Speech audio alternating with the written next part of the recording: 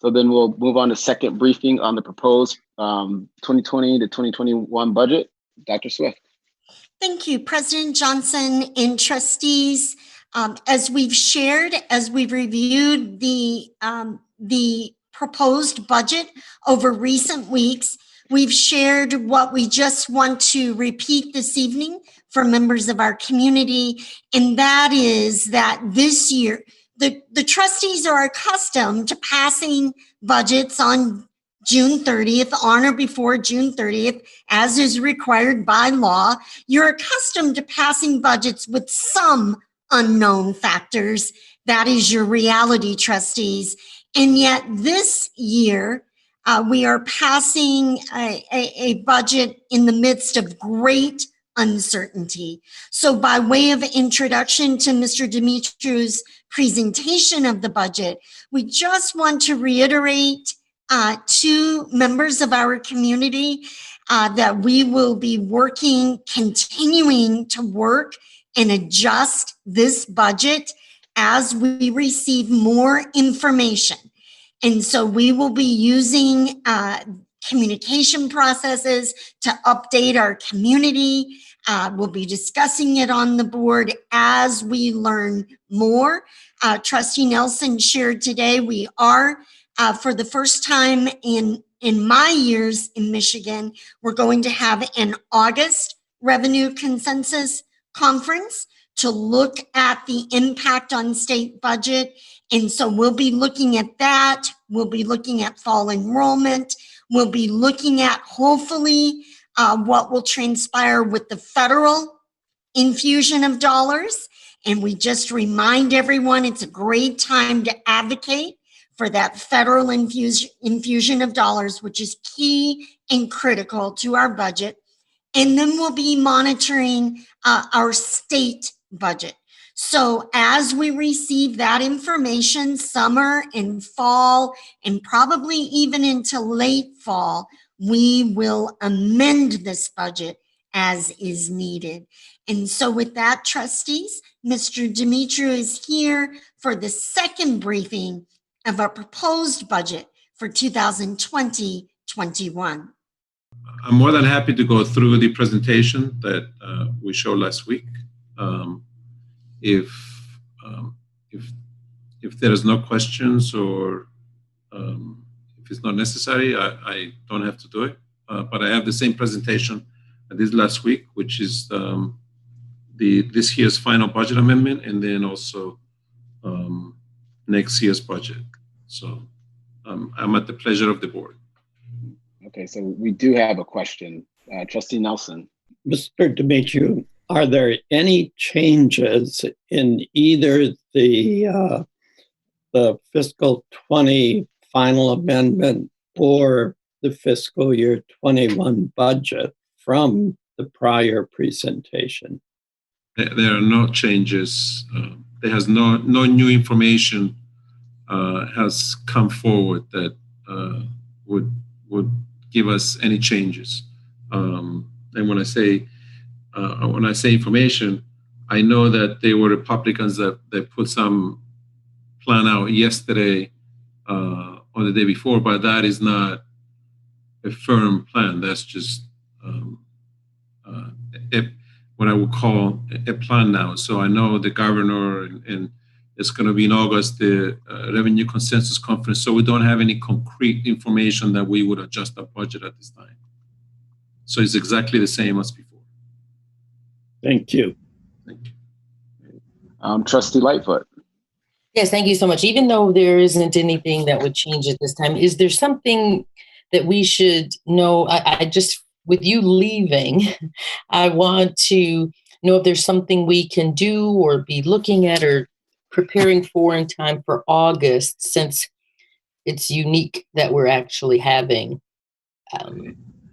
I think there are more on the advocacy level. One of them is to advocate for some of the existing money that is that it's already given to the state to be given to schools for this year, so there will be no cut this year, and possibly to advocate for next year, which will be more at the state and federal level. First, for the federal level to give more funds to states and specifically, our state, in order to close all the funding gaps for all the state governments in public schools and so forth. So I think there's an advocacy level.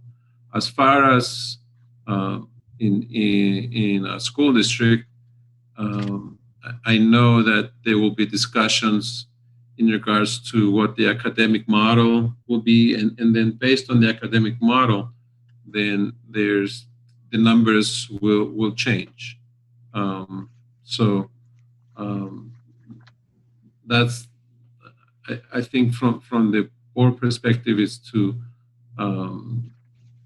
see if they can advocate for funding so the schools do not get cut next year, and then if there is cuts to funding, that it will be very minimal as compared to $700 that we are budgeting at this time, and then depending on the model, there are different financial consequences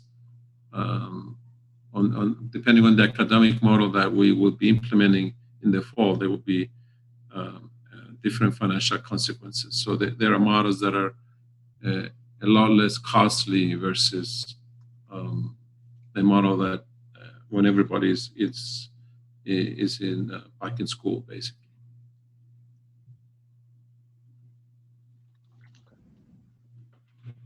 Thank you very much, Mr. Demetriou. And just for the public's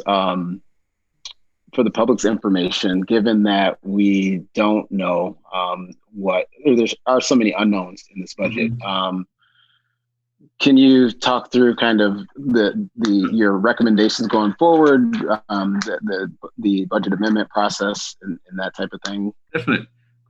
So in the budget amendment, we are basically projecting that this year, when the fiscal year will end June 30th, but there's still economic activity that happens after June.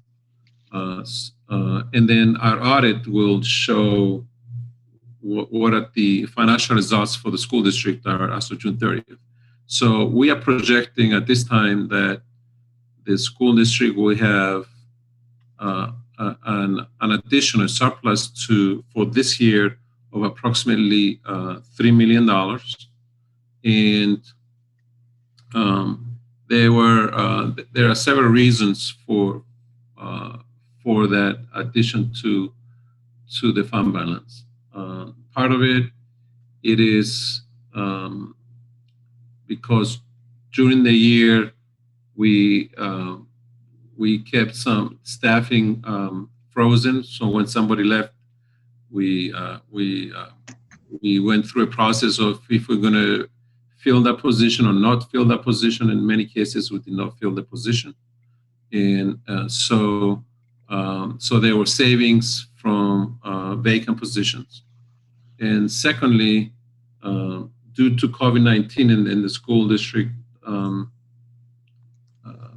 basically serving the students remotely, there were savings in certain areas, and I'll speak to a few. One of them is substitute teachers.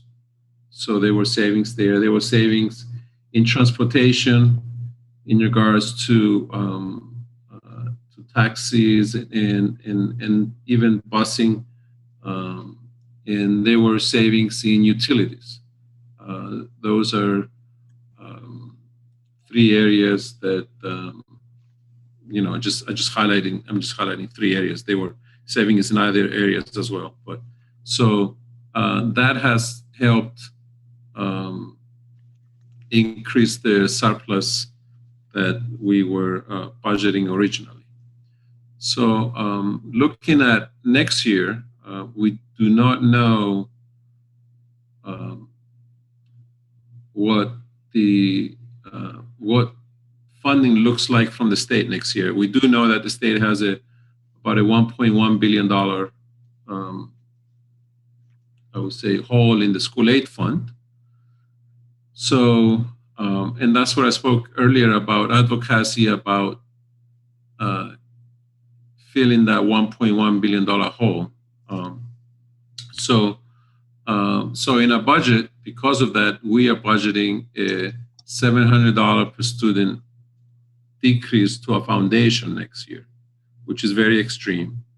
And if that happens, we have budgeted, we know exactly how much people will get paid and all their benefits. We know all those costs.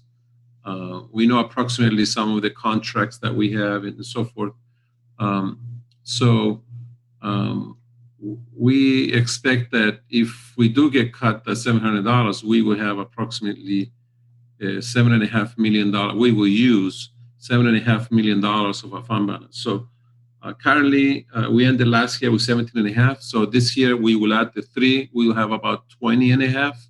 So then next year, if nothing changes based on what we budgeted, we will have about $13 million in fund balance. So we'll be using 7.5.